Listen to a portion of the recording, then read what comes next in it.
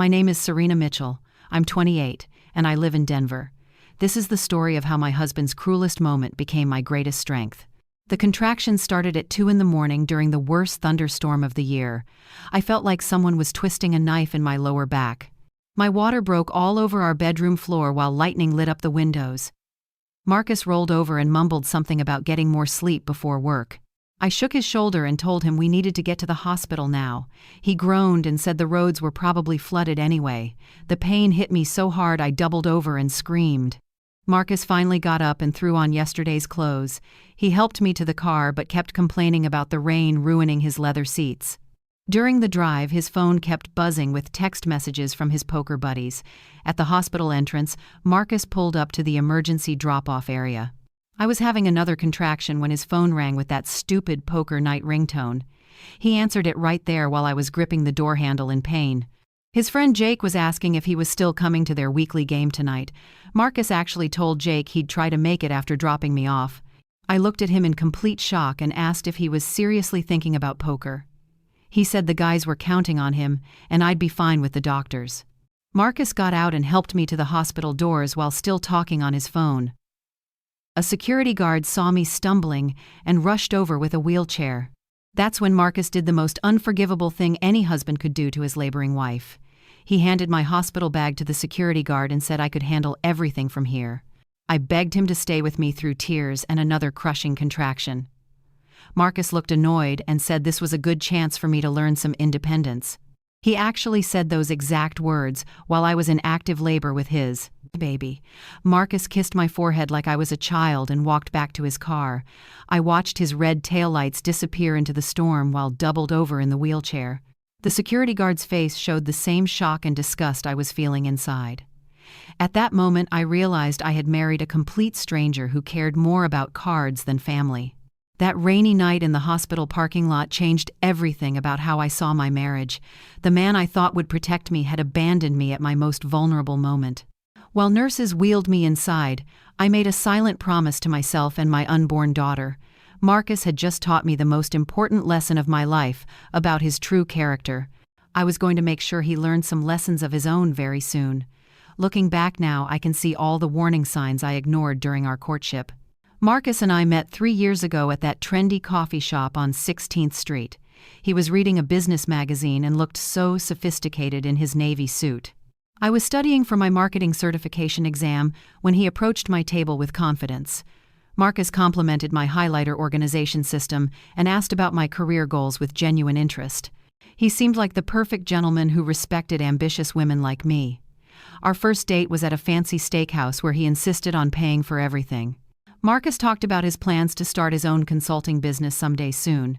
He asked thoughtful questions about my family and listened to every word I said. That night felt like a fairy tale beginning to our love story. I thought I had found my soulmate and future business partner in life. Our 6-month courtship was filled with romantic gestures that made all my friends jealous. Marcus would surprise me with flowers at work and write sweet notes in my textbooks. He attended every one of my certification classes and celebrated each milestone with champagne. Marcus even helped me practice presentations and gave constructive feedback on my marketing projects. We went on weekend trips to Aspen and talked about building a life together.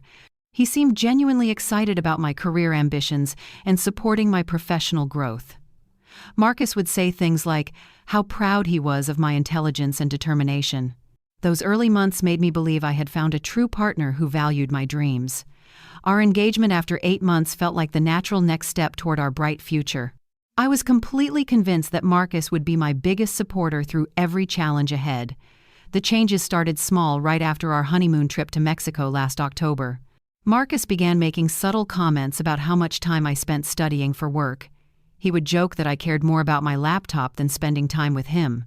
When I got my first promotion at the marketing firm, his congratulations felt forced and brief. Marcus started inviting his poker buddies over more often without asking me first about our plans. He would dismiss my concerns about money management as being too controlling or uptight. Marcus began making decisions about our weekend plans without including me in the conversation process. His phone became more important than our dinner conversations almost every single night. I noticed he stopped asking about my work projects or celebrating my professional achievements.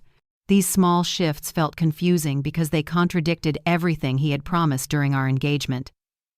I convinced myself that marriage adjustment was normal, and these issues would resolve themselves naturally. The financial controls started creeping in around our 6-month anniversary as husband and wife. Marcus insisted on handling all our bill payments because he was better with numbers. He moved my paycheck into our joint account and gave me a weekly allowance instead. When I questioned this arrangement, Marcus said successful couples trusted each other with money. Completely. He began criticizing my spending on professional development courses as wasteful and unnecessary expenses.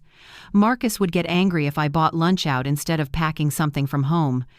He started hiding our bank statements and credit card bills in his home office. When I asked to see our financial records, Marcus accused me of not trusting him. He made me feel guilty for wanting transparency about our own household budget decisions. Marcus convinced me that questioning his money management meant I doubted his commitment to us. I began to feel stupid and paranoid for wanting basic information about our shared finances. His attitude toward my career became increasingly hostile after our first year of marriage together. Marcus started complaining that my work schedule interfered with his need for home-cooked dinners. He would guilt me about working late by saying I was choosing strangers over family. When my boss offered me a leadership training opportunity, Marcus discouraged me from accepting it. He said the extra responsibility would stress me out and hurt our marriage plans. Marcus began making jokes about career women being too bossy and difficult to live with.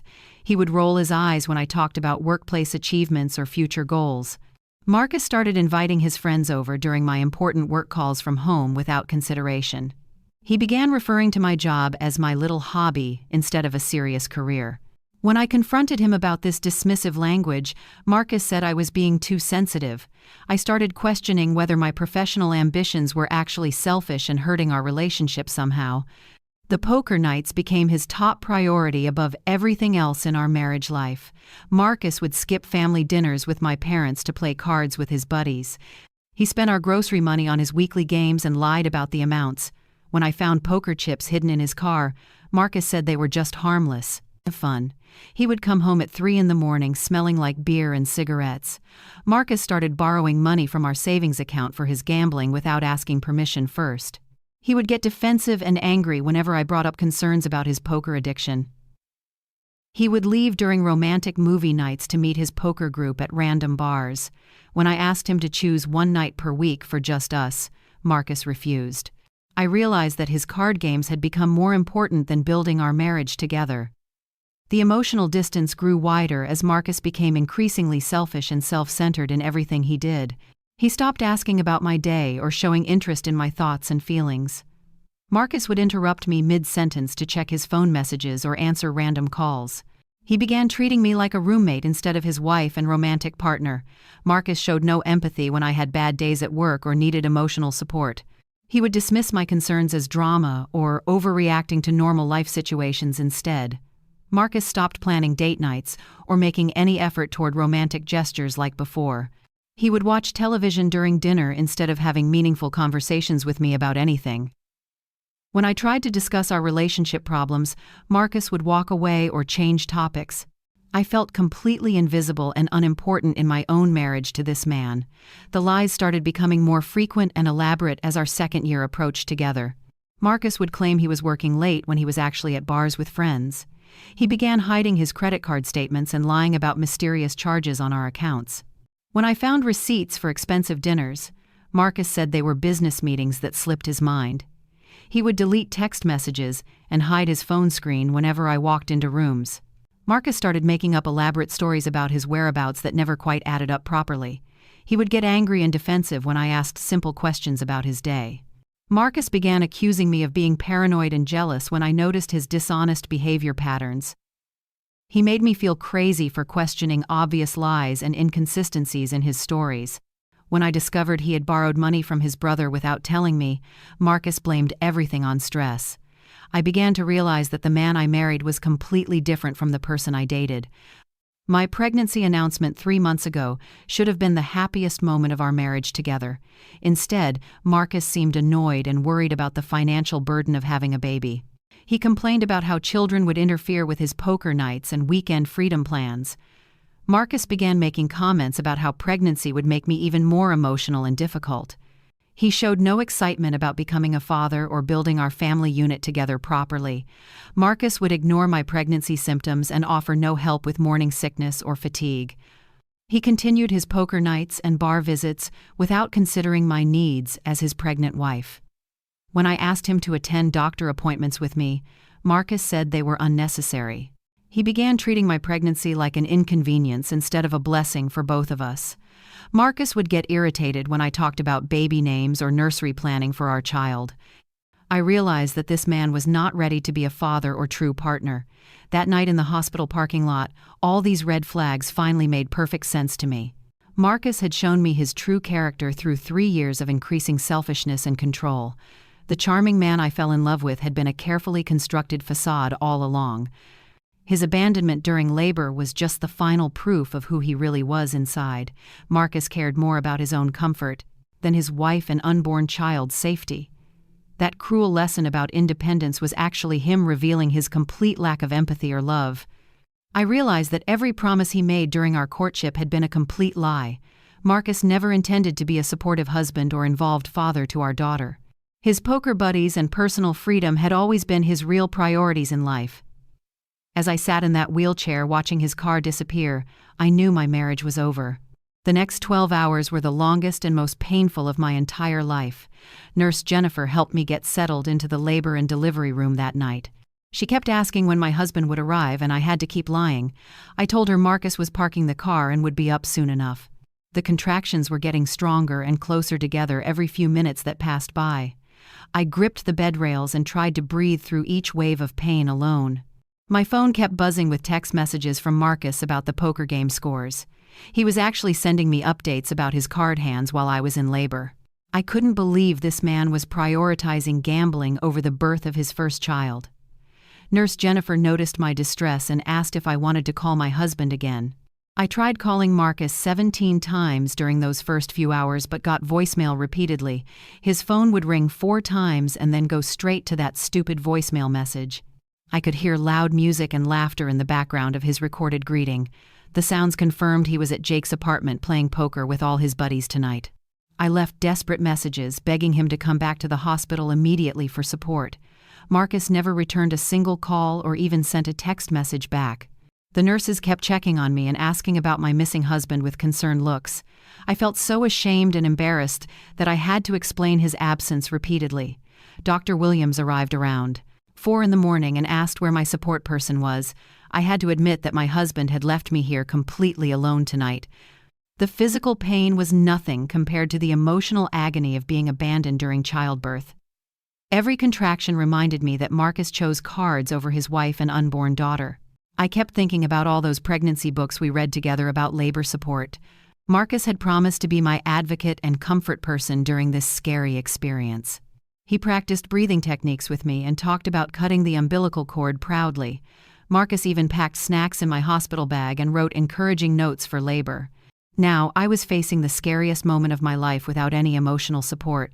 The nurses were wonderful, but they couldn't replace the love I needed from my husband. I felt completely abandoned and betrayed by the person who promised to cherish me forever. Around 6 a.m, my contractions became so intense I could barely speak coherently. Dr. Williams checked my progress and said I was almost ready to start pushing soon. I begged Nurse Jennifer to try calling Marcus one more time before the delivery began. She dialed his number on speakerphone so we could both hear it ring. Marcus finally answered on the 5th ring with loud music still playing behind him. He sounded drunk and annoyed that we were interrupting his winning streak at poker. I told him through tears that I was about to give birth to our daughter. Marcus said he would try to wrap up his game and maybe head over later. He actually said maybe like our child's birth was just a casual suggestion for him. That phone call broke something fundamental inside my heart and changed everything about our marriage. Marcus was choosing to miss the birth of his first child for a stupid card game. I realized this man cared more about winning $20 than supporting his wife and family. The nurses looked shocked and disgusted by his casual attitude toward our daughter's arrival that morning. Dr. Williams shook his head and muttered something about irresponsible fathers under his breath clearly. I hung up the phone and made a decision that would change the rest of my life. From that moment forward, I was going to be a single mother in every way. Marcus had just shown me his true priorities, and I would never forget this betrayal. Our marriage was effectively over even though I didn't say those words out loud yet. The pushing stage lasted 2 grueling hours with only medical staff supporting me through everything. Nurse Jennifer held my hand and coached me through each contraction with incredible patience and kindness. Dr. Williams guided me through the delivery process while encouraging me to stay focused and strong. I kept picturing my daughter's face to get through the most difficult moments of pain. At exactly 8:47 in the morning, Emma Rose Mitchell entered the world weighing 6 pounds. She had the most beautiful dark hair and her father's green eyes, unfortunately for her. The medical team cheered as I held my perfect daughter for the very first time. I cried tears of joy mixed with heartbreak that Marcus wasn't there to meet her. Emma deserved to have both parents present for her first moments of life on Earth. Instead, she got a mother who would love her enough for 2 people from now on. 3 hours after Emma's birth, Marcus finally decided to grace us with his presence at the hospital. He walked into our room wearing yesterday's clothes and reeking of cigarette smoke and alcohol. Marcus looked hungover and irritated that he had to be there instead of sleeping off. I was holding Emma and trying to breastfeed when he stumbled through the door loudly. He barely glanced at his newborn daughter before complaining about the uncomfortable visitor chair by my bed.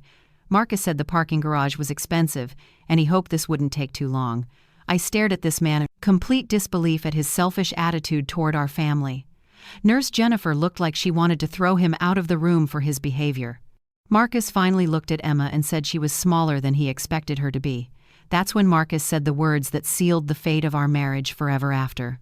He looked at me holding our newborn daughter and said this was good practice for me. Marcus explained that he had been teaching me an important lesson about independence and self-reliance. He said I needed to learn that I couldn't always depend on other people. Marcus actually believed that abandoning me during labor was some kind of valuable life lesson. He said women had been giving birth for thousands of years without needy husbands hovering around. Marcus told me I should be proud that I handled everything on my own. He claimed this experience would make me stronger and more confident as a new mother. I listened to this cruel speech while holding our hours-old daughter in complete shock. Marcus genuinely thought his abandonment was a favor he had done for our family somehow.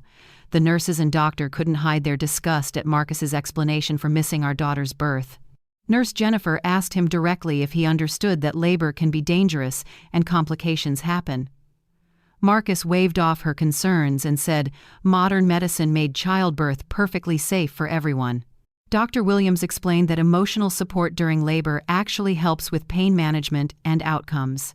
Marcus rolled his eyes and said that sounded like feminist nonsense to him completely. He insisted that I had proven his point by delivering Emma successfully without his help. Marcus said this whole experience had taught me that I was stronger than I thought. He seemed genuinely proud of himself for abandoning us during the most vulnerable moment possible.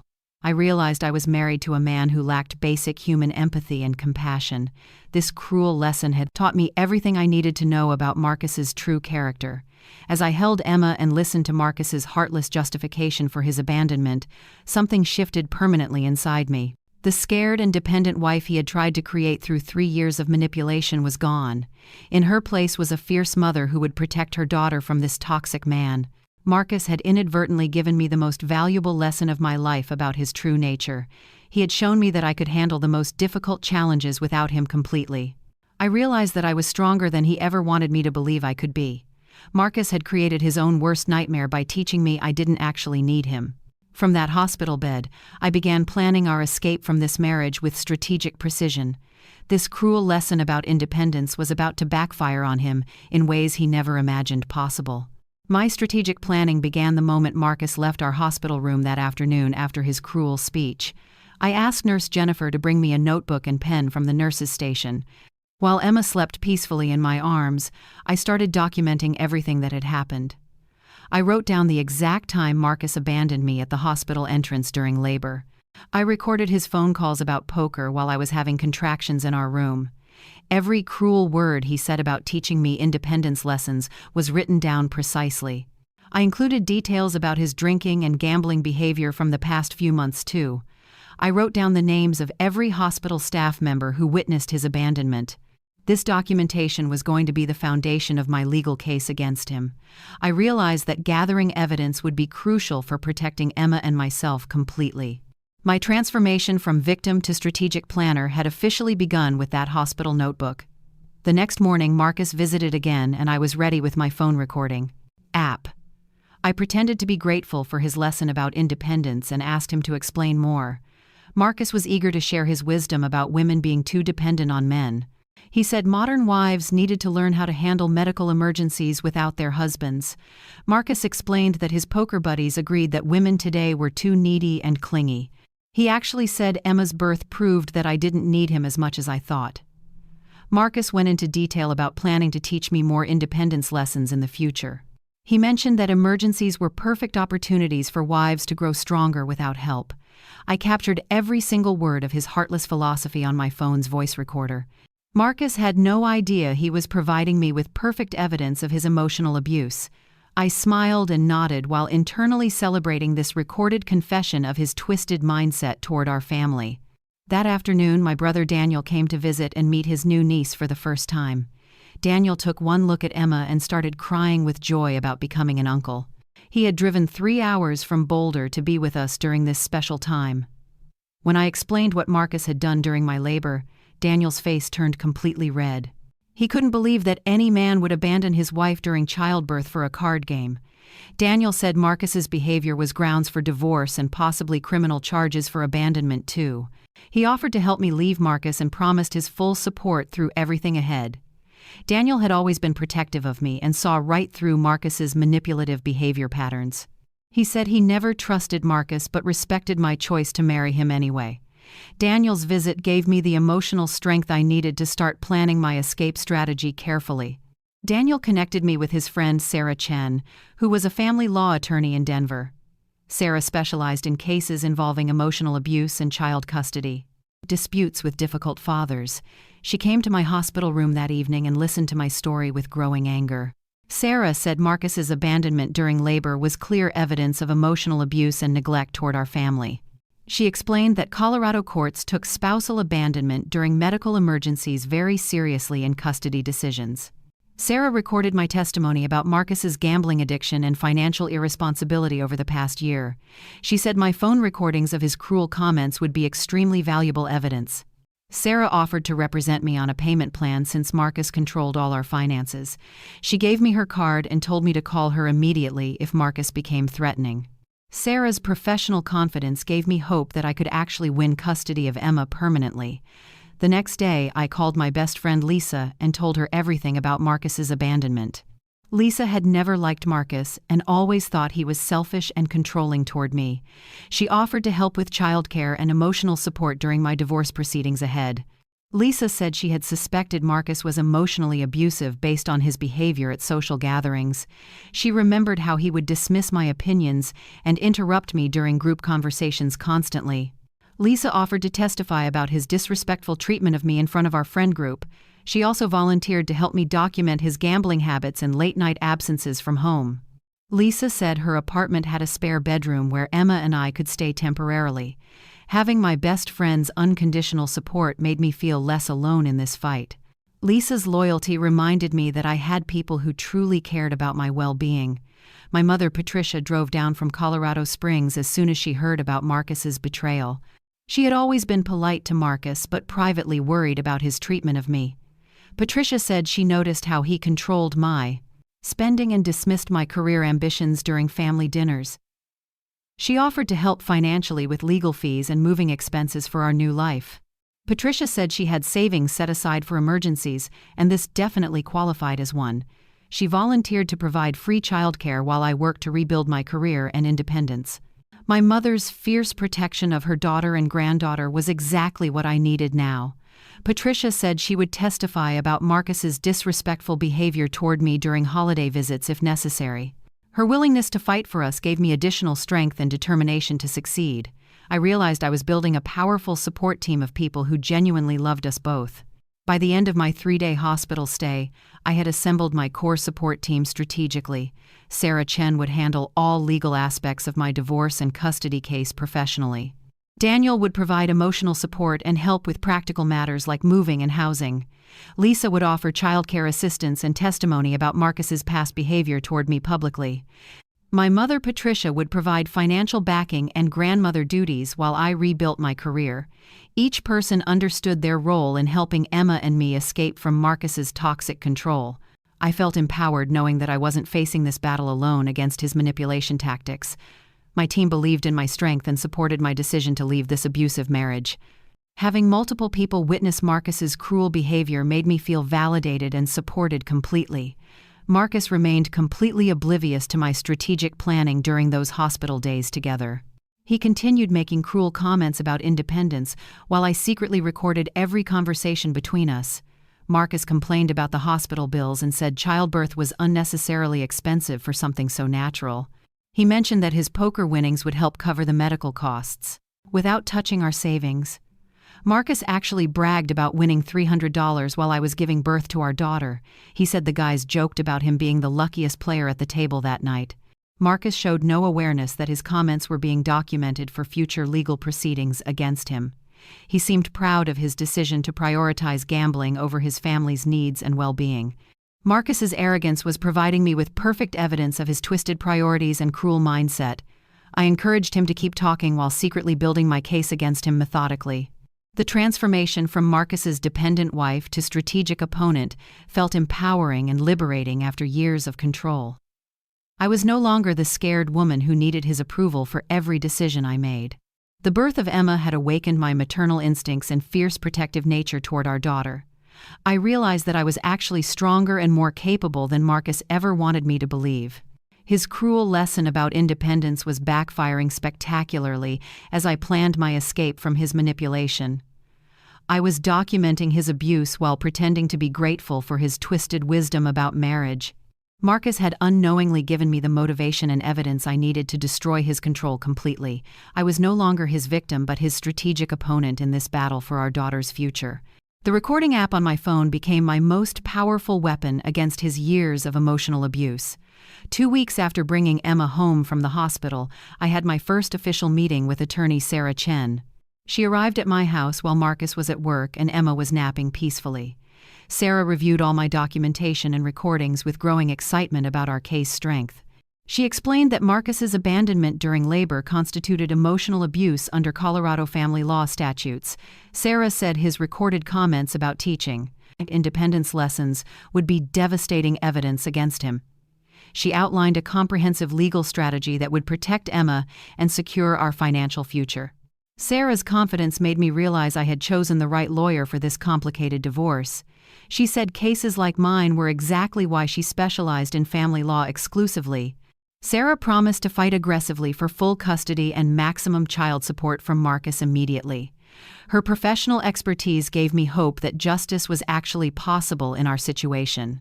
Sarah recommended hiring a private investigator to document Marcus's gambling addiction and irresponsible behavior patterns thoroughly. She knew Jake Rodriguez, who specialized in surveillance work for divorce cases in Colorado. Jake met with us that afternoon and agreed to take our case for a reasonable fee. He explained how he would document Marcus's poker games and bar visits with photographic evidence. Jake said he could also investigate Marcus's financial records and hidden debts through legal channels. He promised to provide detailed reports that would strengthen our custody case significantly in court. Jake's professional approach made me feel confident about gathering solid evidence against Marcus systematically. He said cases involving gambling addiction usually provided plenty of documentation opportunities for investigators. Jake assured me that his evidence would be admissible in court and professionally presented. His experience with similar cases gave me additional confidence about our legal strategy ahead. My brother Daniel took on the role of emotional support coordinator and practical assistance manager excellently. He visited twice a week to help with household repairs and baby care duties. Daniel researched divorce support groups and counseling services for women leaving abusive marriages in Denver. He offered to accompany me to all legal meetings and court appearances for moral support. Daniel said he would testify about Marcus's disrespectful behavior toward me during family gatherings previously. He documented specific incidents where Marcus had dismissed my opinions or controlled my conversations rudely. Daniel also offered his guest bedroom as a safe house if Marcus became threatening. His protective instincts as my older brother made me feel safer during this vulnerable time. Daniel's unwavering loyalty reminded me that I had family who truly cared about my well-being. His practical support freed me to focus on legal strategy while he handled daily logistics. Lisa stepped up as my primary childcare coordinator and emotional support system during this challenging period. She offered to babysit Emma during all my legal meetings and court appearances moving forward. Lisa documented her observations of Marcus's selfish behavior during social gatherings over the past year. She remembered specific instances where he had embarrassed me publicly or dismissed my career achievements. Lisa offered to testify about his drinking habits and late-night absences from our friend group. She said other friends had also noticed his controlling behavior toward me at parties. Lisa provided a safe space for me to vent my frustrations without judgment. Her apartment became my refuge when I needed to escape from Marcus's presence. Lisa's friendship reminded me that I deserved to be treated with respect and kindness. Her unwavering support gave me strength to continue fighting for Emma's future and my freedom. My mother Patricia became our financial backer and strategic advisor throughout this entire legal process ahead. She opened a separate savings account to cover my legal fees and living expenses. Patricia offered to pay for daycare costs while I rebuilt my career independence. She researched apartments in safe neighborhoods with good schools for Emma's future education needs. My mother volunteered to testify about Marcus's disrespectful treatment of me during holiday visits. Patricia documented his rude comments about my career and his dismissive attitude toward family traditions. She said she had never trusted Marcus but respected my choice to marry him. Patricia's financial support eliminated my worry about affording quality legal representation against Marcus's manipulation. Her grandmother instincts kicked in as she planned for Emma's long-term security and stability. Patricia's wisdom and experience helped me think strategically about our future after this divorce. Each team member understood their specific role in helping us escape from Marcus's toxic control. Sarah would handle all legal aspects, including filing procedures and court strategy development professionally. Jake would gather surveillance evidence and financial documentation to strengthen our custody case significantly. Daniel would provide emotional support and practical assistance with moving and housing arrangements when needed. Lisa would offer childcare and testimony about Marcus's past behavior toward me publicly. Patricia would cover financial costs and provide grandmother support for Emma's daily care needs. Everyone committed to maintaining secrecy about our planning until we were ready to serve papers. My support team believed in my strength and validated my decision to leave this marriage. Having multiple people witness Marcus's cruel behavior made me feel confident about our case. The coordination between team members was remarkable as we prepared for the legal battle ahead. Sarah kept everyone informed about legal requirements and timeline expectations for our divorce proceedings. Jake shared his surveillance schedule with Daniel to avoid any conflicts or suspicious activities. Lisa coordinated with Patricia about childcare coverage during important meetings and court appearances together. My mother handled financial arrangements while Sarah managed legal strategy development and evidence organization. Everyone understood the importance of documentation and maintained detailed records of their observations about Marcus. The team met weekly at Lisa's apartment to review progress and plan next steps. Their professional approach made me feel like I had hired an expert legal team. My support army was stronger than anything Marcus could assemble to defend his selfish behavior. Marcus remained completely oblivious to our strategic planning and evidence-gathering activities against him daily. He continued his poker nights and bar visits while Jake documented everything with photographic evidence. Marcus made more cruel comments about independence that I recorded for our legal case. He complained about Emma's crying, disrupting his sleep and television watching time at home. Marcus showed no interest in learning basic baby care skills or helping with household responsibilities. He continued controlling our finances while spending money on gambling and drinking with his friends. Marcus bragged about his poker winnings while I struggled to buy groceries and baby supplies. His arrogance and selfishness provided perfect evidence of his unfitness as a father and husband. Marcus's behavior was so consistently cruel that my team had overwhelming evidence within just 2 weeks. His overconfidence would be his downfall when we finally served him with divorce papers. The empowerment I felt having this support team was unlike anything I had experienced in years. For the first time since marrying Marcus, I felt heard and validated by people who cared. My team treated me like an intelligent woman capable of making important decisions about my life. They respected my opinions and included me in all strategic planning discussions about our case.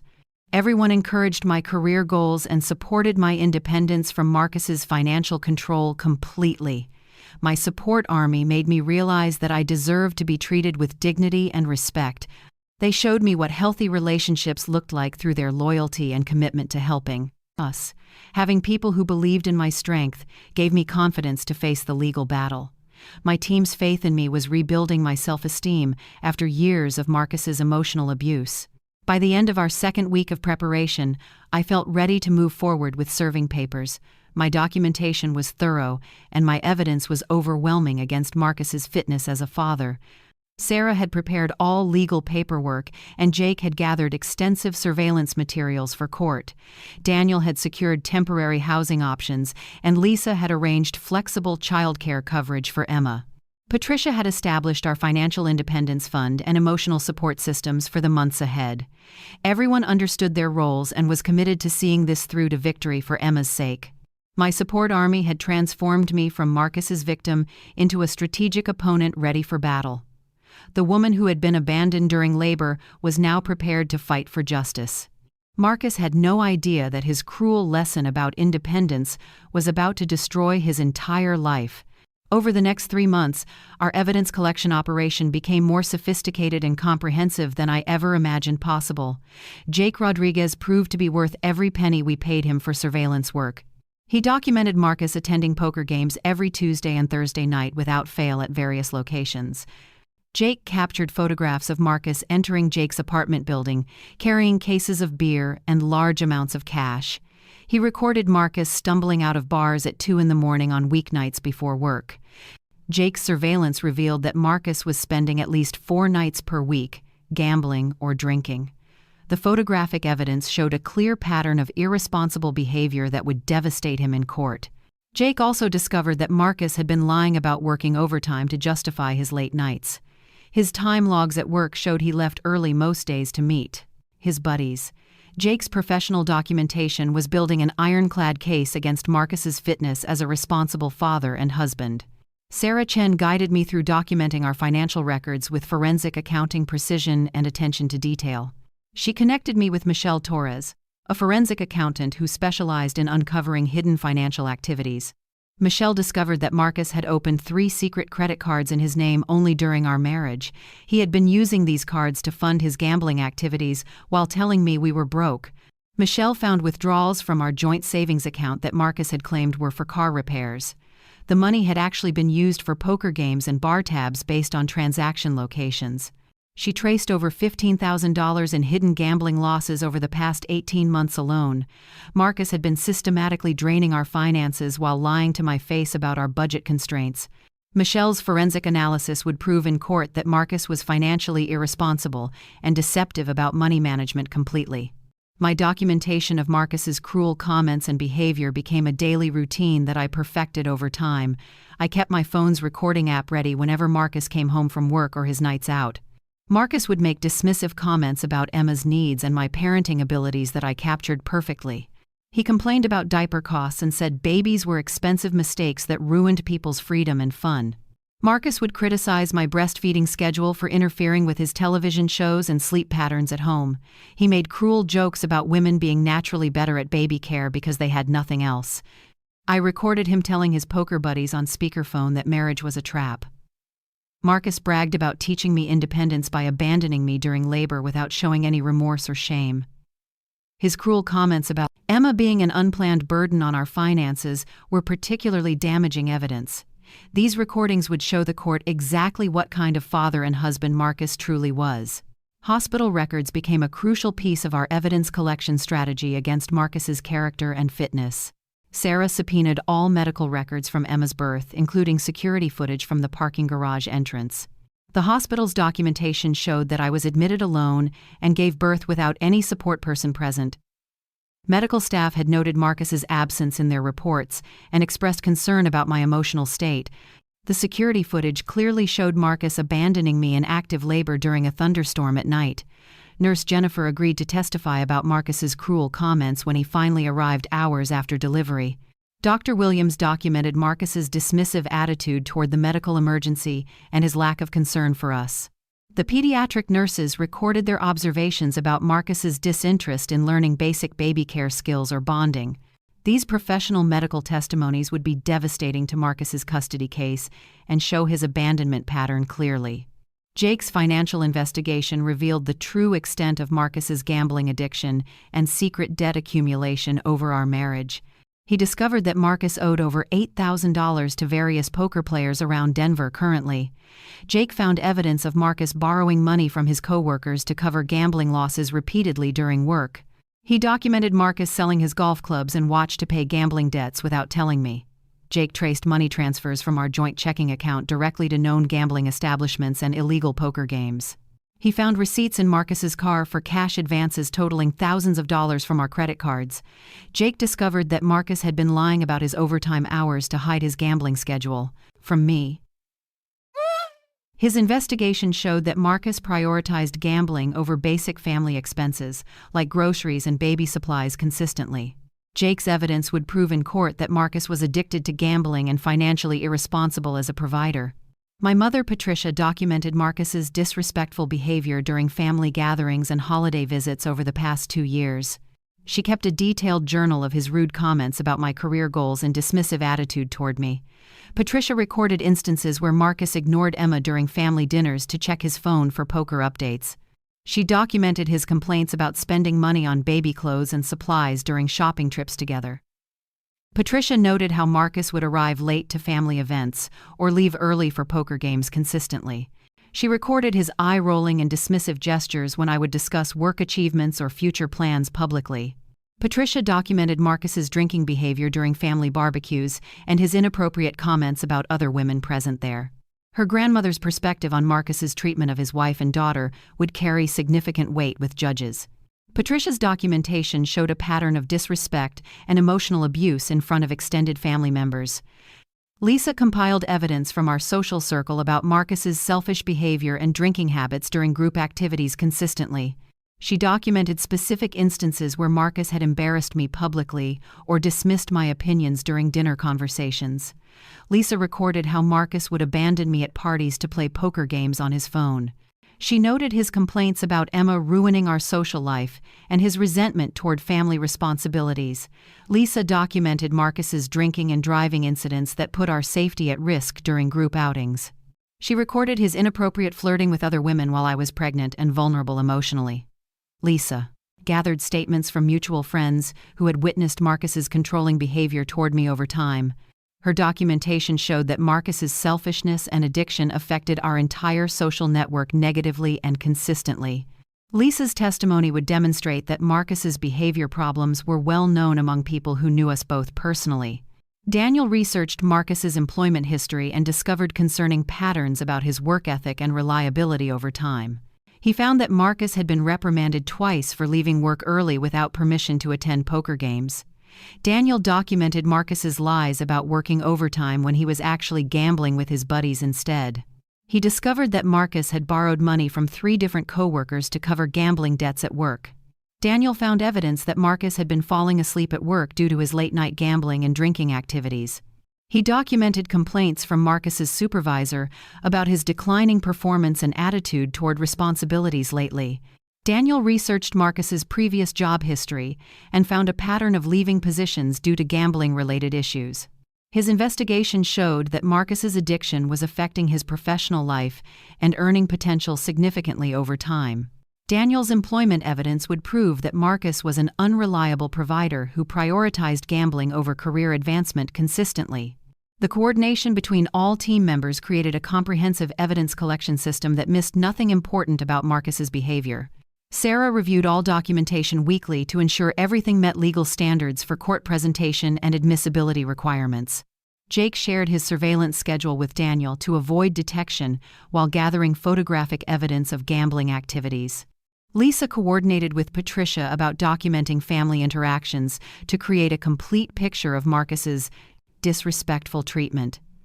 Michelle worked with Sarah to organize financial evidence in a way that clearly showed Marcus's deception and irresponsibility. Everyone maintained detailed logs of their observations and interactions with Marcus to ensure consistency in our case. The team met monthly at Lisa's apartment to review progress and plan additional evidence-gathering strategies. Our systematic approach was creating an overwhelming case against Marcus's fitness as a father and husband. His cruel lesson about independence was providing us with perfect ammunition to destroy his credibility completely. By the end of our third month of evidence collection, we had assembled the strongest divorce case Sarah had ever seen. Our documentation included surveillance photos, financial records, recorded conversations, medical testimonies, and witness statements from multiple sources consistently. Marcus's gambling addiction was thoroughly documented with photographic evidence and financial transaction records that proved his irresponsibility toward our family. His abandonment during labor was supported by hospital records, security footage, and professional medical testimonies that would devastate him. The recordings of his cruel comments about independence and Emma being a burden would show his true character. Our evidence proved that Marcus was financially deceptive, emotionally abusive, and completely unfit to have custody of Emma safely. Sarah said our case was so strong that Marcus would likely agree to our terms rather than face. The evidence collection phase had transformed me from Marcus's victim into his strategic opponent with overwhelming ammunition for court. His cruel teaching about independence had backfired spectacularly as I learned to document and fight his abuse systematically. The deeper Sarah's forensic accountant, Michelle Torres, dug into our financial records, the more shocking discoveries emerged. Michelle found evidence that Marcus had been living a completely double life financially for over 2 years. She discovered that he had opened 7 different credit cards using our joint income information without my knowledge. Marcus had maxed out each card with cash advances totaling over $32,000 in gambling debts. Michelle traced these cash advances directly to known gambling establishments and illegal poker games around Denver. She found ATM withdrawals from our joint checking account at casinos in Black Hawk every weekend. Marcus had been systematically draining our savings while telling me we couldn't afford basic necessities for Emma. Michelle's investigation revealed that Marcus owed money to at least 12 different people from his poker games. His financial deception was far worse than I had ever imagined in my worst nightmares. Michelle discovered that Marcus had been stealing money from Emma's college fund that my parents established. My mother, Patricia, had deposited $5,000 into a savings account specifically for Emma's future education. Marcus had accessed this account and withdrawn $4,700 for gambling over 6 months. He had forged my signature on withdrawal slips and used fake emergencies to justify the transactions. Michelle found text messages between Marcus and his poker buddies about using the baby money for games. He had actually referred to Emma's college fund as his personal gambling bankroll to his friends. Marcus had stolen from his own infant daughter's future to feed his addiction without any shame. Michelle's evidence would prove in court that Marcus was willing to steal from a baby. This discovery made me physically sick and more determined than ever to protect Emma from him. The investigation revealed that Marcus had been lying about his overtime hours and actual income significantly. Michelle discovered that Marcus was making $12,000 more per year than he told me. He had been having his extra pay deposited into a secret checking account that I never knew existed. Marcus used this hidden income exclusively for gambling and drinking with his poker buddies regularly. Michelle found evidence that he had been claiming fake business expenses to reduce our tax liability. Marcus had been stealing from our household budget while secretly earning and hiding substantial additional income. He told me we couldn't afford daycare for Emma while sitting on thousands of hidden dollars. Michelle's investigation proved that Marcus was financially abusive and deliberately keeping me dependent on him falsely. His lies about money were designed to control me while he funded his gambling addiction secretly. Michelle uncovered evidence that Marcus had borrowed money from his family without telling me about the arrangements. His brother had loaned him $8,000 6 months ago to cover gambling debts, supposedly. Marcus had promised to pay it back within 60 days but never made a payment. His parents had given him $3,000 for car repairs that he used for poker games. Michelle found emails between Marcus and his family discussing his gambling problem and their concerns about us. His mother had written that she worried about Emma's welfare with Marcus's addiction getting worse consistently. His father had threatened to cut off all financial help unless Marcus got professional help immediately. Marcus had been lying to both our families about the extent of his gambling and debt problems. Michelle's evidence showed that even his own family recognized Marcus as an unreliable father and husband. The forensic investigation revealed that Marcus had been planning to buy a motorcycle with our tax refund money. Michelle found online shopping history and emails with motorcycle dealers about financing options for expensive bikes. Marcus had been researching motorcycles worth $15,000 while telling me we couldn't afford Emma's medical expenses. He had scheduled test rides and put deposits down on 2 different motorcycles using our credit cards. Michelle discovered that Marcus planned to hide the motorcycle purchase by claiming it was for work transportation. His internet search history showed he was more interested in recreational toys than family responsibilities or Emma's needs. Marcus had been prioritizing his selfish desires over his wife and infant daughter's basic necessities consistently and deliberately. Michelle's evidence proved that Marcus cared more about personal pleasure than providing for his family properly. Michelle discovered that Marcus had been gambling with money borrowed from his coworkers at his engineering firm. She found evidence that he owed 3 different colleagues money for poker debts and personal loans. Marcus had been lying to his coworkers about family emergencies to justify borrowing money for gambling repeatedly. Michelle traced several workplace loans directly to poker games and casino visits through transaction records and locations. His supervisor had written a warning letter about Marcus's unprofessional behavior regarding money with colleagues at work. Marcus had created a hostile work environment by mixing gambling debts with professional relationships inappropriately and consistently. Michelle found evidence that Marcus's job performance was declining due to stress from gambling debts and lies.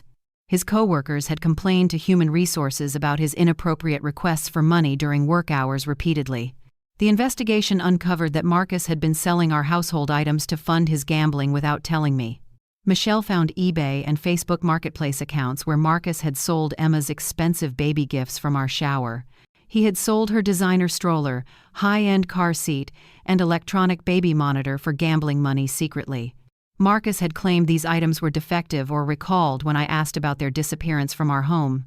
Michelle discovered that he had pawned my grandmother's jewelry and his own wedding ring multiple times. He had sold tools and electronics from our house while I was at work or sleeping. Marcus had been systematically liquidating our possessions to feed his gambling addiction without any consideration for our family. Michelle's evidence showed that Marcus had stolen thousands of dollars worth of our belongings for poker games.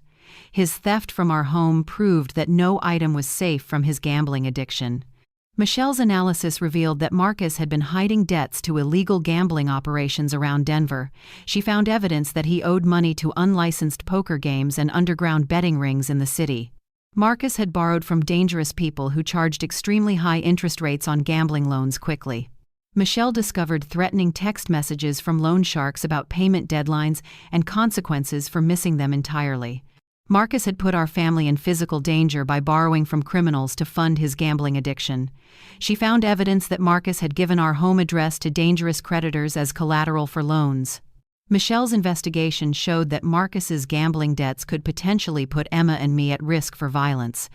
His reckless borrowing from illegal sources proved that Marcus was completely out of control with his addiction.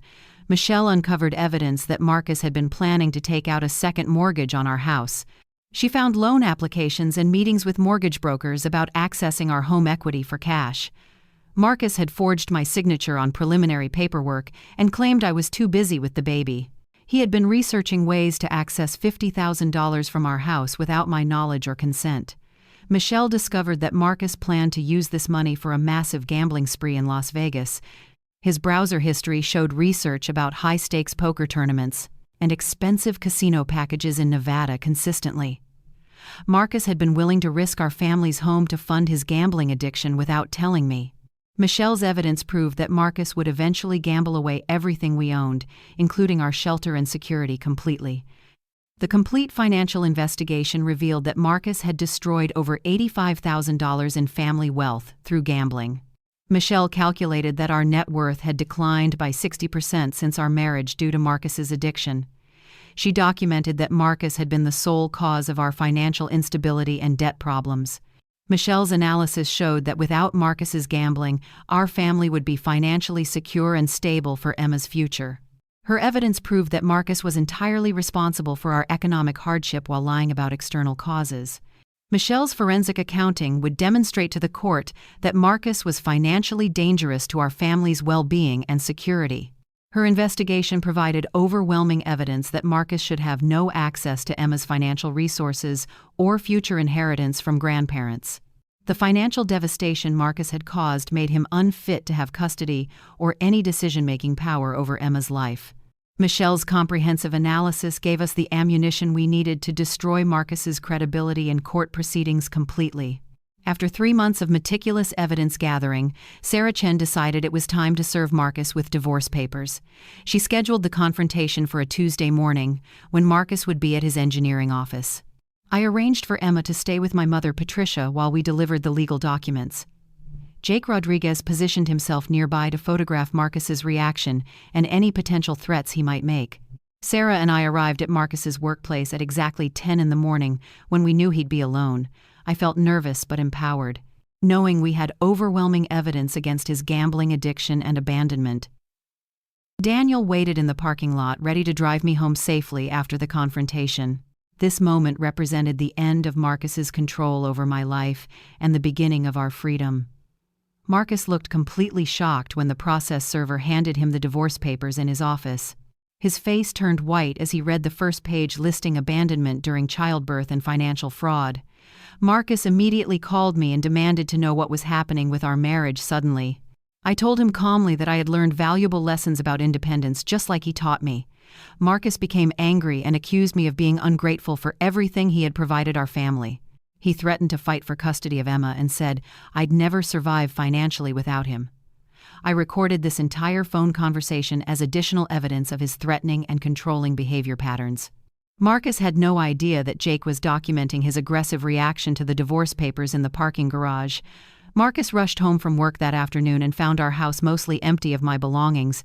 I had moved Emma and myself to my mother's house 3 days earlier while he was playing poker. He called me screaming about taking Emma away from him without permission or legal authority. Marcus demanded to know where we were staying and threatened to call the police about kidnapping. I reminded him that Colorado law allows mothers to relocate with infants for safety reasons during divorce proceedings. Marcus became increasingly hostile and accused my family of poisoning me against him throughout our entire marriage. He said his poker buddies had warned him that wives always turn evil during divorce proceedings. I remained calm and professional while he revealed his true character through this angry outburst completely. Sarah immediately filed for emergency temporary custody orders based on Marcus's threatening behavior toward me and Emma. She presented our recorded evidence of his gambling addiction and financial irresponsibility to the family court judge. The judge granted us temporary restraining orders preventing Marcus from contacting me except through our attorneys. Marcus was ordered to stay away from my mother's house and my workplace for Emma's safety. Sarah also secured temporary child support orders requiring Marcus to pay for Emma's basic needs immediately. The court froze all our joint financial accounts to prevent Marcus from hiding more money or assets. These emergency orders gave us legal protection while we prepared for the full custody hearing ahead. Marcus's threatening behavior had actually helped strengthen our case by proving his instability and potential danger. Marcus hired attorney Robert Davidson to represent him in our divorce proceedings and custody battle ahead. Davidson had a reputation for representing men who refused to pay child support or fought custody arrangements aggressively. Sarah warned me that Davidson would try to paint me as an unstable mother who was alienating Emma from her father. She said Davidson typically attacked wives' mental health and parenting abilities to distract from his clients' bad behavior. Marcus was clearly planning to fight dirty rather than accept responsibility for his gambling addiction and abandonment. Sarah assured me that our evidence was so overwhelming that Davidson's usual tactics wouldn't work against us. She had defeated Davidson in previous cases and knew how to counter his aggressive courtroom strategies effectively. Sarah began preparing our case presentation with Michelle's financial evidence and Jake's surveillance documentation of Marcus's gambling activities. She organized our evidence into clear categories, showing Marcus's pattern of abandonment, financial abuse, and addiction problems. Sarah scheduled practice sessions where I could rehearse my testimony about the hospital abandonment and his cruel independence lessons. She helped me prepare for Davidson's cross-examination questions designed to make me appear emotional or vindictive. Sarah explained that judges in Colorado Family Court took spousal abandonment during medical emergencies very seriously in custody decisions. She was confident that our evidence would result in minimal visitation rights for Marcus until he completed addiction treatment. Sarah's experience and confidence gave me strength to face the upcoming court battle against Marcus's manipulation. The hospital records became the centerpiece of our legal strategy against Marcus's fitness as a responsible father. Sarah subpoenaed all medical documentation, including security footage showing Marcus abandoning me during active labor that stormy night. Dr. Williams agreed to testify about Marcus's dismissive attitude when he finally arrived hours after Emma's birth. Nurse Jennifer would describe Marcus's cruel comments about independence lessons and his lack of interest in bonding with Emma. The pediatric staff documented Marcus's refusal to learn basic baby care skills or help with feeding schedules. Sarah said this medical testimony would be devastating to any custody claims Marcus tried to make. The hospital evidence proved that Marcus had abandoned his family during our most vulnerable moment and showed no remorse afterward. Sarah organized our financial evidence to show the court exactly how Marcus had destroyed our family's economic security through gambling. Michelle's forensic accounting revealed over $85,000 in losses due to Marcus's addiction and deception about money. Sarah would present evidence of Marcus's secret credit cards, hidden debts, and theft from Emma's college fund systematically. The documentation showed that Marcus had lied about his income while stealing from our household budget for poker games. Sarah planned to argue that Marcus was financially dangerous and should have no access to Emma's future inheritance money. She said judges typically impose strict financial oversight on parents with gambling addictions to protect children's resources and security. Marcus's financial irresponsibility would limit his custody rights and require supervised visitation arrangements only. Sarah scheduled witness preparation sessions with my entire support team to ensure consistent testimony about Marcus's behavior patterns. My mother Patricia would testify about Marcus's disrespectful treatment of me during family gatherings and holidays over time. Daniel would describe Marcus's rude dismissal of my career goals and his obvious resentment toward family responsibilities consistently. Lisa would testify about Marcus's drinking habits and his abandonment of me at social gatherings for poker games. Each witness had specific examples of Marcus's selfishness and emotional abuse toward me in front of other people.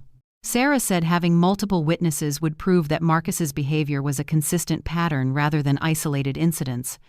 Our witnesses would demonstrate that Marcus prioritized gambling and drinking over his wife and daughter's needs repeatedly. During our final preparation meeting, Sarah reviewed the likely outcomes based on our overwhelming evidence against Marcus's character and fitness. She predicted that Marcus would lose primary custody and receive only supervised visitation rights until completing addiction treatment programs. Sarah expected the court to order Marcus to pay maximum child support based on his hidden income that Michelle discovered. She anticipated that Marcus would be required to sell assets to pay back the money he stole from Emma's college fund. Sarah warned that Davidson might try to negotiate a settlement to avoid the embarrassment of losing dramatically in court.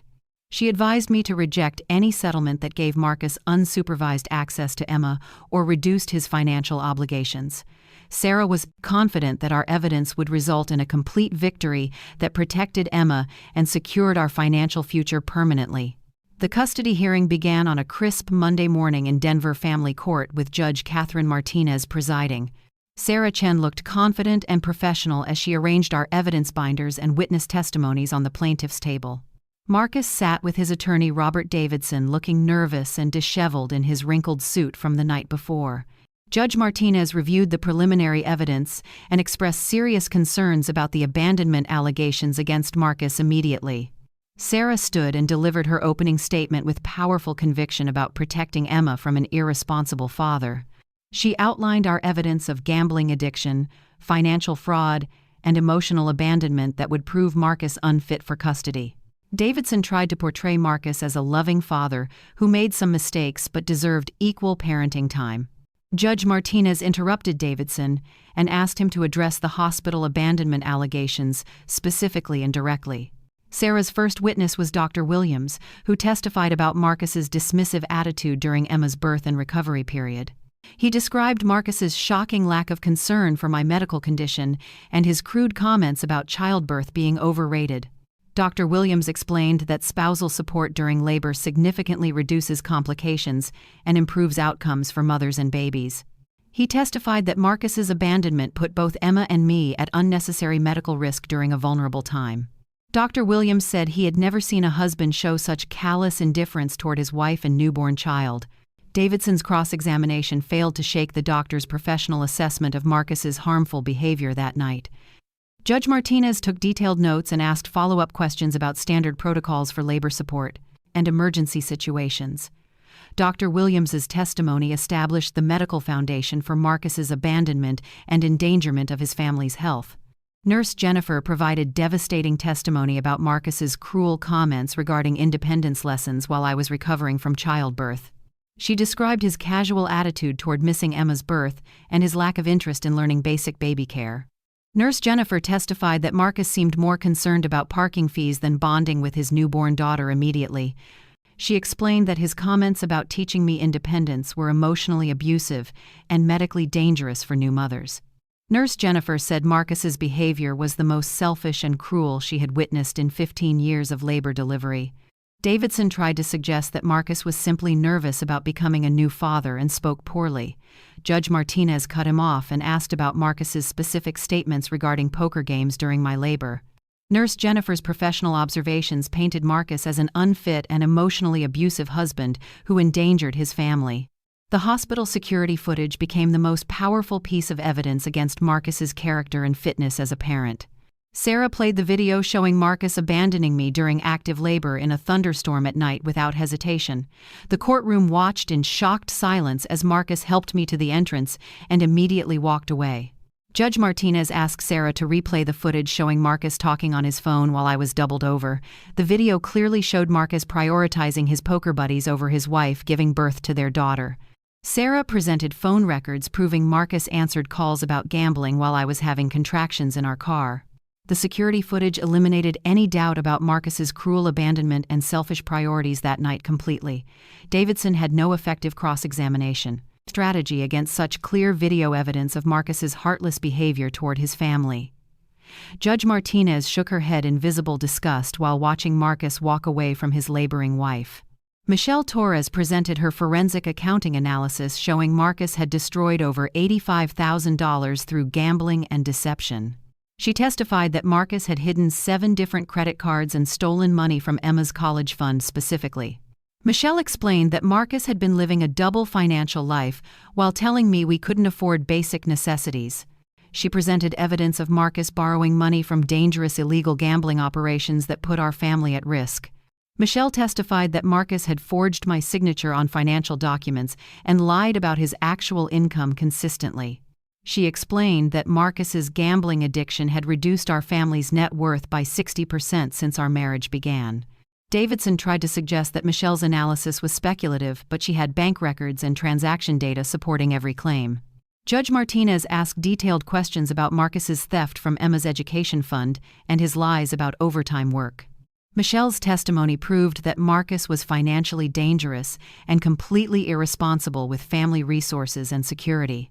Jake Rodriguez presented his surveillance evidence showing Marcus's gambling activities and pattern of lies about his whereabouts consistently.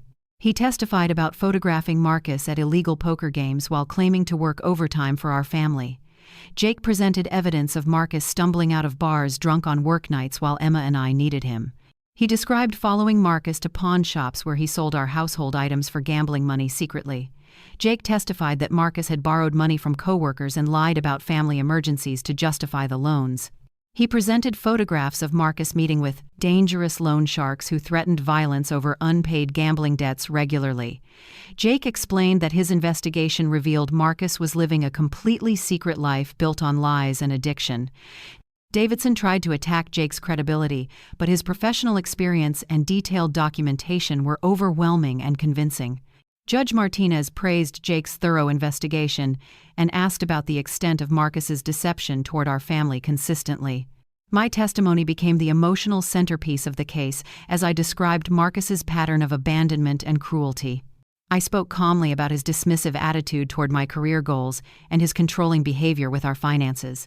I testified about Marcus's cruel comments regarding independence lessons while I recovered from giving birth to our daughter. I described his gambling addiction's impact on our family's security and his lies about working overtime consistently. I explained how Marcus had stolen from Emma's college fund while claiming we couldn't afford her basic medical expenses. I testified about his threatening behavior when served with divorce papers and his attempts to manipulate me emotionally.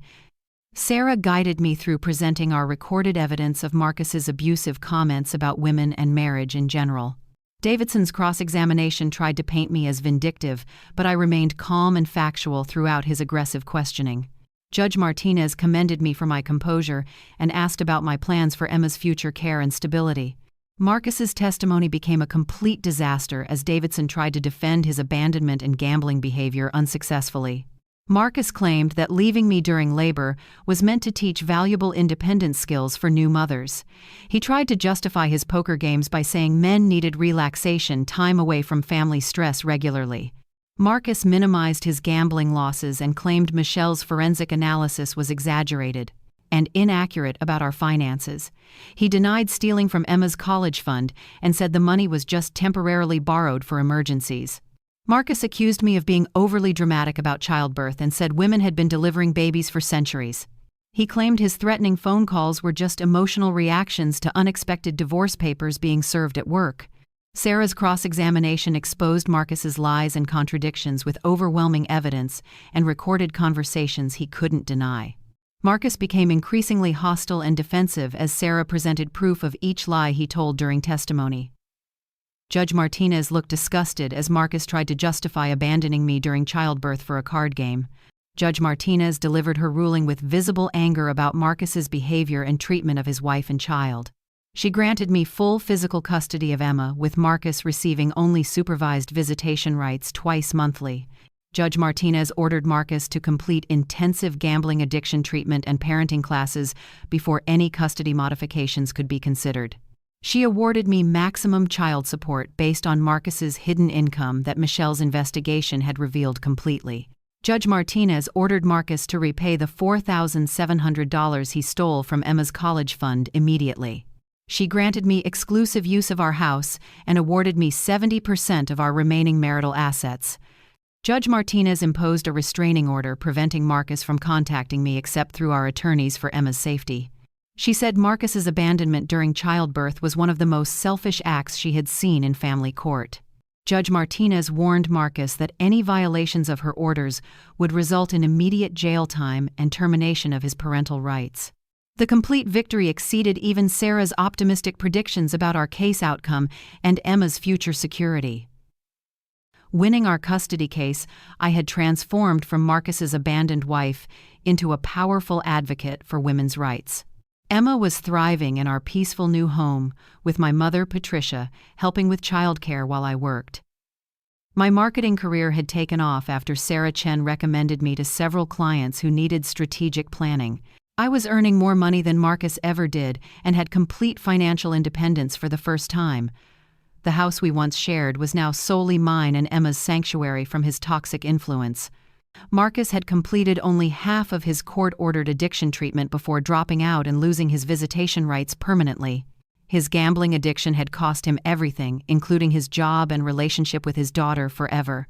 Watching him lose everything he claimed to value gave me the closure I needed to move forward. During one of my therapy sessions, I realized that my experience could help other women escape similar situations. Dr. Sarah Martinez suggested that I channel my strategic planning skills into advocacy work for abandoned mothers. I began researching statistics about spousal abandonment during medical emergencies and was shocked by the numbers. Over 15,000 women each year were abandoned during childbirth by their husbands in the United States. Most of these women had no legal resources or support systems to fight back against this cruelty. Many stayed in abusive marriages because they believed they had no other options or financial means. I realized that my success story could inspire other women to document abuse and plan strategic exits. My privileged access to legal help and family support wasn't available to most abandoned mothers across the country. I established the Never Alone Foundation with Sarah Chen as my legal advisor and Michelle Torres as financial consultant. Our mission was to provide free legal resources and strategic planning support for women abandoned during medical playing emergencies. I used my settlement money from Marcus as seed funding and applied for grants to expand our services. Patricia volunteered to help with administrative work, while Lisa managed our social media presence and outreach programs effectively. Daniel designed our website and coordinated with hospitals to establish emergency support protocols for abandoned patients during vulnerable moments. Our foundation would provide the same level of strategic support I had received to women who couldn't afford it. We partnered with domestic violence shelters and women's advocacy groups to identify women who needed our specialized assistance immediately. My story went viral after a local news station interviewed me about the Never Alone Foundation's work. The video of me holding Emma while describing Marcus's abandonment was shared over 2 million times across social platforms. Women from across the country began contacting our foundation, sharing their own stories of medical abandonment and emotional abuse. Many had been abandoned during childbirth, miscarriages, cancer treatments, and other vulnerable medical moments by selfish husbands who prioritized themselves over family. The response was overwhelming and heartbreaking as I realized how common this cruel behavior was nationwide. Local television stations and news websites picked up our story and featured other women who had experienced similar abandonment. My willingness to share my pain publicly gave other women permission to speak their truth about abusive marriages. We launched a comprehensive support program that included legal referrals, financial planning assistance, and evidence documentation training for strategic exits. I created workshops teaching women how to record conversations, document financial abuse, and build support teams like I had done.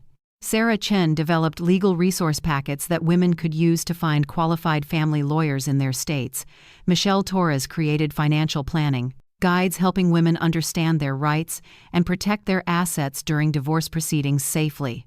Our program included emotional support groups where women could share experiences and encourage each other through difficult legal battles. We established an emergency fund to help women pay for immediate needs like temporary housing and childcare during crisis situations. Partnership with hospital systems became a crucial part of our advocacy work and prevention efforts against abandonment. I worked with medical administrators to create protocols for identifying and supporting patients who were abandoned during treatment. Hospitals began training staff to recognize signs of spousal abandonment and connect patients with our foundation's resources immediately.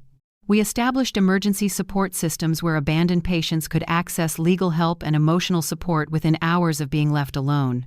Medical social workers became our allies in identifying women who needed strategic planning help to escape abusive marriages after medical emergencies.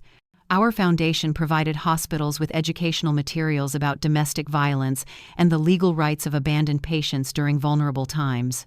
Speaking engagements at women's shelters and community centers became my favorite part of foundation work and advocacy efforts. I shared my story of transformation from victim to strategic opponent with audiences of abused women seeking hope.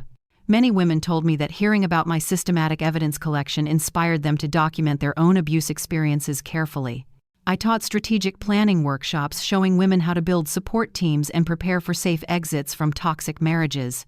These women were amazed that someone like me had successfully fought back against emotional abuse and financial control so effectively. My speaking events always ended with women approaching me privately to share their own stories of abandonment and abuse. Seeing their faces light up with hope and determination reminded me why this advocacy work was so important for our community.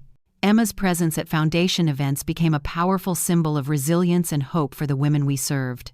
At 18 months old, she was a happy and healthy toddler who had never been exposed to her father's toxic behavior. Women would see Emma and realize that their children could also thrive without abusive fathers in their lives permanently. I often spoke about how protecting Emma had given me the strength to fight Marcus so strategically and effectively. Many mothers told me that seeing Emma's joy inspired them to prioritize their children's safety over maintaining harmful marriages. Emma represented the future we were all fighting for, where children grow up in peaceful homes with empowered mothers. Her bright smile reminded everyone that there was life after abuse and abandonment when women found their strategic strength. Our foundation's success attracted attention from national women's rights organizations and legal advocacy groups across the country. We began partnering with established organizations to expand our reach and resources for abandoned mothers seeking justice and freedom. Major law firms started donating pro bono services for women in our program who needed representation against wealthy or manipulative husbands. Corporate sponsors began funding our emergency assistance programs and educational workshops for vulnerable women in crisis situations everywhere. Universities invited me to speak at law schools about strategic evidence collection and the importance of documentation in abuse cases. Our little foundation had grown into a nationally recognized resource for women fighting against medical abandonment and emotional abuse. 2 years after Marcus abandoned me in that hospital parking lot, I had turned our pain into purpose for thousands of women. The Never Alone Foundation had helped over 800 women successfully escape abusive marriages and secure custody of their children safely. Our strategic planning workshops had taught hundreds more women how to document abuse and build support teams before leaving dangerous situations. Emma and I lived in a beautiful home surrounded by loving friends and family who respected and supported us completely. Marcus remained alone and bitter, having lost his job, house, and relationship with everyone who had once cared about him. His cruel lesson about independence had backfired spectacularly as I became more independent and successful than he ever imagined possible. The abandoned wife in that hospital wheelchair had transformed into a powerful advocate, changing the world one strategic victory at a time. If this story of fighting back against abandonment and cruelty touched your heart, please hit that like button to support mothers everywhere. Drop a comment sharing how this story made you feel. Your voice adds strength to our sisterhood. Know someone who needs to hear that they deserve better treatment? Please share Serena's journey with them. For more inspiring stories of women who turned their pain into power, subscribe to our channel and ring that notification bell. Remember, you are never truly alone when you find your voice and build your support team.